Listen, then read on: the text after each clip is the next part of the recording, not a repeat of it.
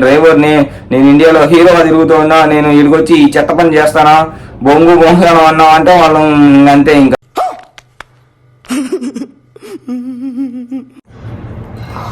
వాసన బీవస్తం వస్తుంది రబ్బా.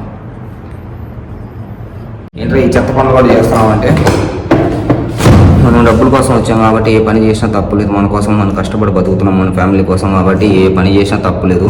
మోమాటాన్ని పోయి పోయినామంటే మంచుకున్నది వాడినట్టు కథ. ఈ ఫ్లవర్ని ఇప్పుడు మా ఇంట్లో పని మనిషికి ఇస్తే ఎలా రియాక్ట్ అవుతుందో చూద్దాం.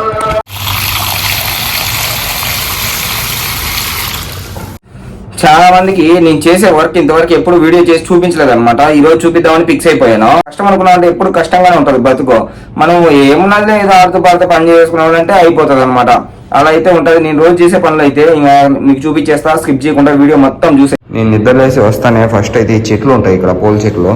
ఇవైతే మళ్ళీ చెట్టు పూలు కూడా పూసాయి.